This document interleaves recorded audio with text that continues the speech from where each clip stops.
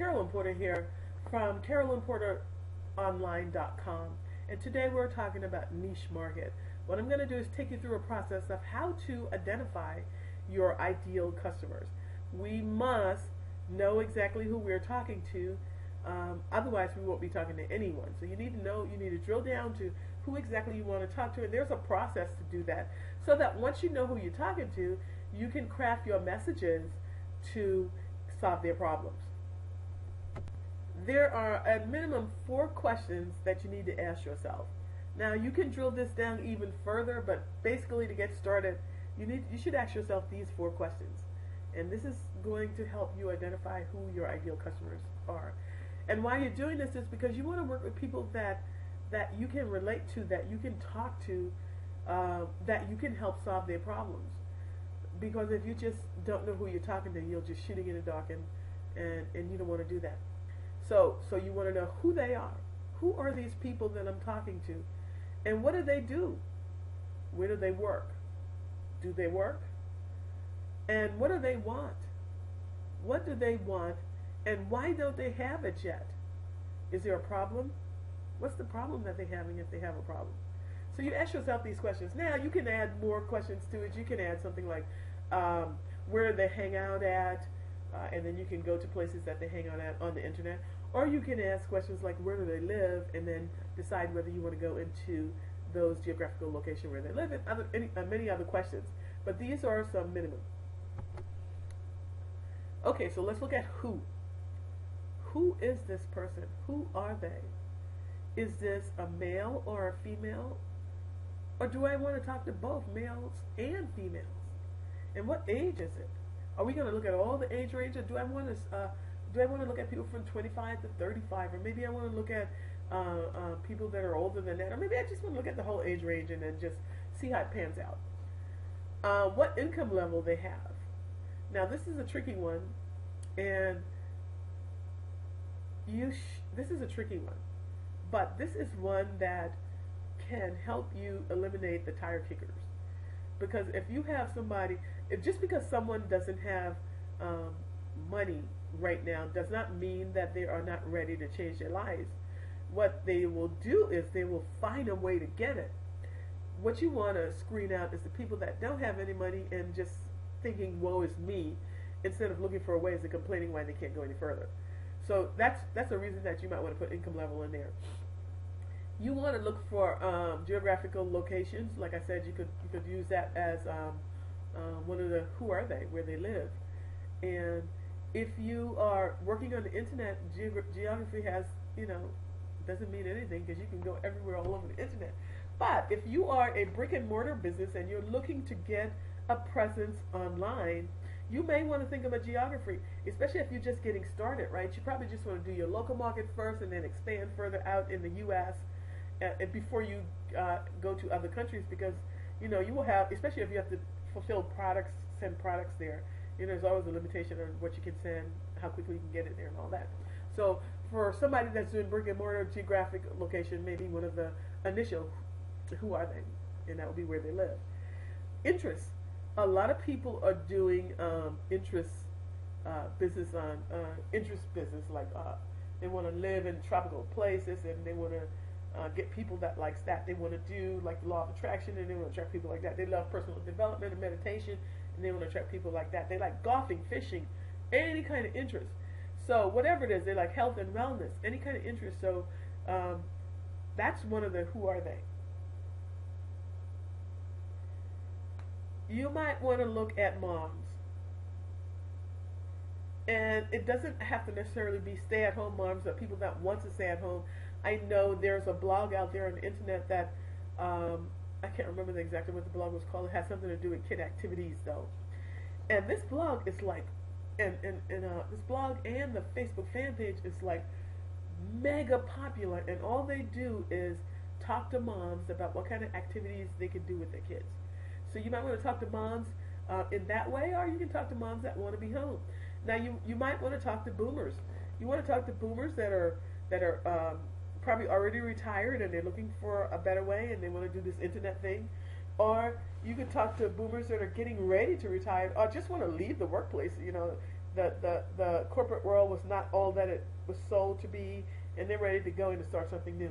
Or you can talk to people that are in business right now, probably making a lot of money, but just feel trapped in there, in the cubicle land, and they just want to bust loose and go do something different. So those are all the who. Who am I talking to? Who are they? What do they do?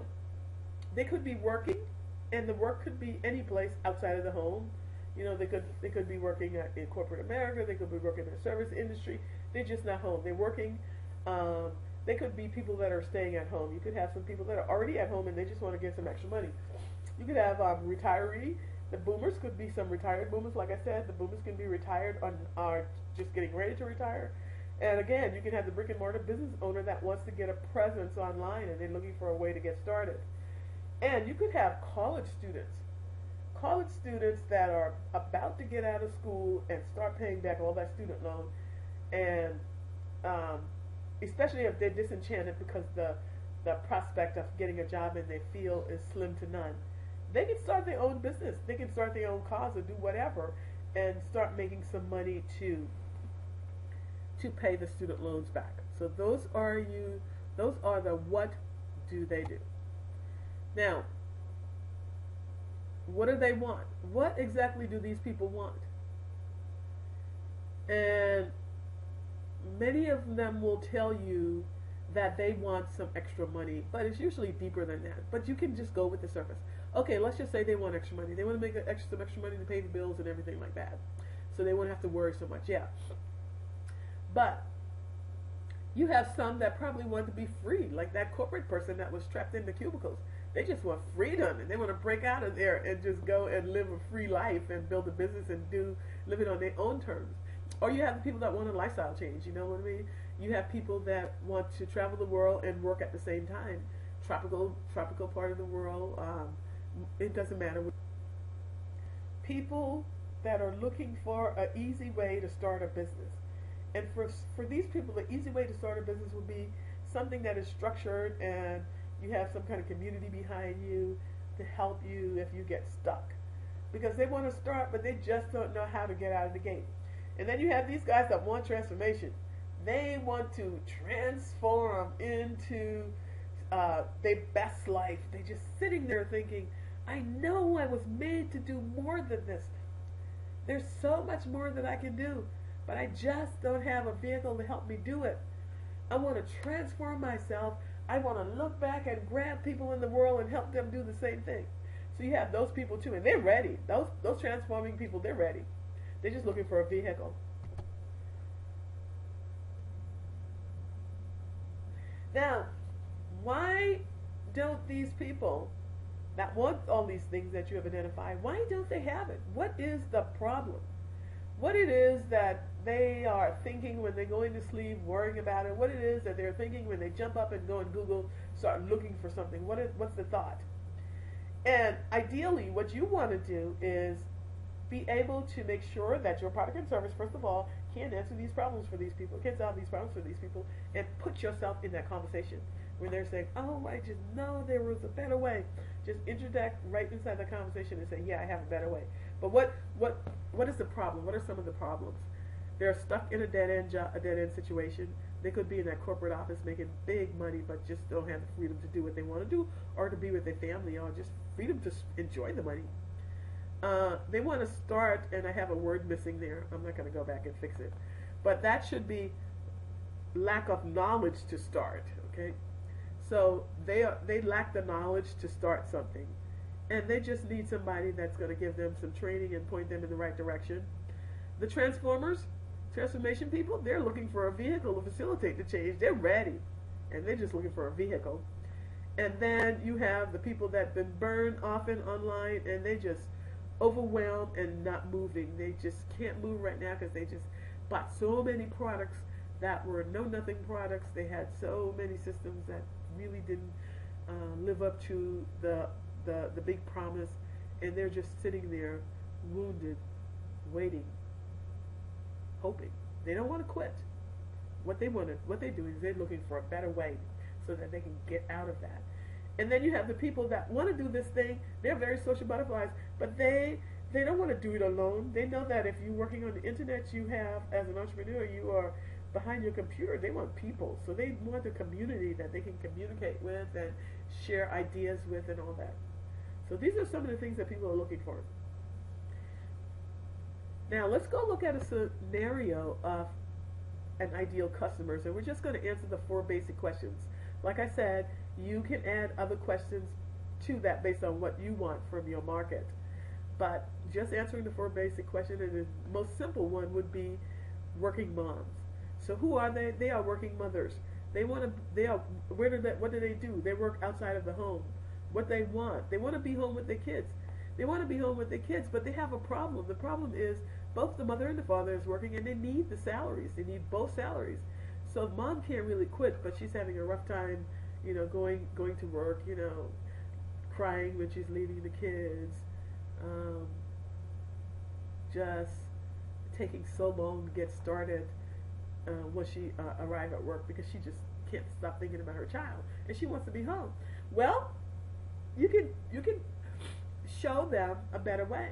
You can put yourself in the conversation and show them a better way.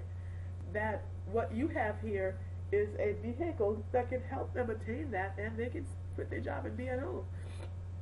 How do you do that? You begin to craft a message that talks to this pain, talk to the person's pain. You craft that message and you put it on all of your internet properties. You put it on your blog, you put it on your videos, you put it on your social sites, and you're talking to it. And there's an additional questions, I think I mentioned it before, but I'll say it again, that you can go even further and find out where do they hang out. And then you can go to the places that they hang out at, and don't spam it, but leave your content there so that they can read it and decide that they want to come back to you and check your better way out. So again, this is how you identify your ideal customer in your niche market. So this training today was on niche market, and we identify our ideal customer. You can contact me at CarolynPorterOnline.com and check out all the things that we're doing over there on our blog, and I will see you on the next video.